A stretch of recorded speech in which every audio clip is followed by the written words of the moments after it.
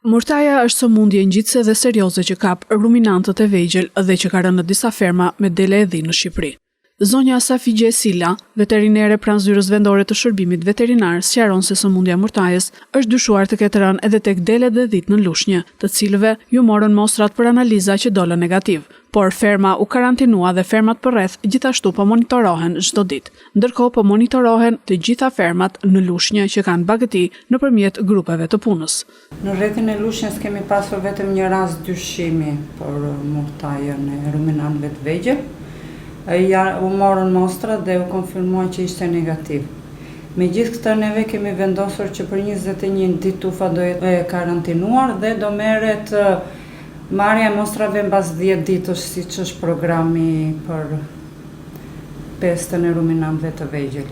Ndërkohë zona përreth fermës është caktuar zona 3 km dhe 10 km, e cila monitorohet çdo ditë. Fermat e zonës 3 km po bëhet edhe termometrimi i tufave nga veterinerët e shërbimit, ndërsa për zonën 10 km vazhdon vetëm monitorimi i tufave. Ndërkohë në gjithë rrethin vazhdon monitorimi i tufave të tjera pavarësisht këtyre zonave. Ndërkohë janë ngritur grupet e punës nga veterinerët zyrtar, policia e shtetit dhe AKU-ja, të cilat bëjnë kontrollimin e akseve rrugore për lëvizjen e tyre.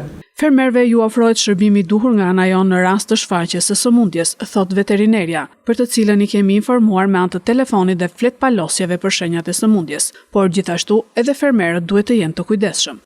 Nga ana jonë i ofrohet shërbimi për njohjen e shenjave, kemi shpërndar fletpalosje për farmacitë veterinare, për fermerët, veterinerët e shërbimit dhe veterinerët e kontrollit janë në zonat e tyre dhe i paraqisin fermerëve shenjat. Ne kemi pasur kontakte të vazhdueshme me telefon, me gojë, sepse janë vetë të interesuar. Problemi kryesor, siç thuhet kudo, është vetëm kontrolli i lëvizjes. Fermerët duhet të jenë të kujdesshëm për mos të shesin dhe të lëvizin, se është ndaluar blerja e kafshëve, mos të lëvizin asnjë kafshë nga tufa e tyre.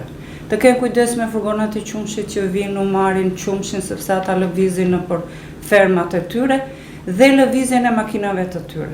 Hekuran Zamzade, fermer nga Pluku, është i shqetësuar edhe pse bagëtitë e tij janë të shëndetshme për këtë sëmundje që nuk i ka ndodhur për 40 vjet që merret me blegtori.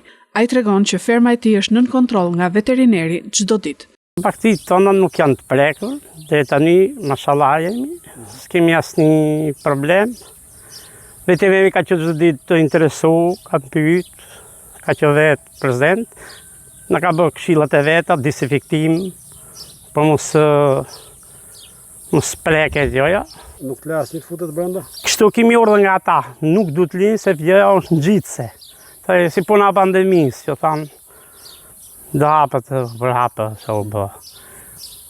Kjo nuk ka nga jashtë, si që të folët.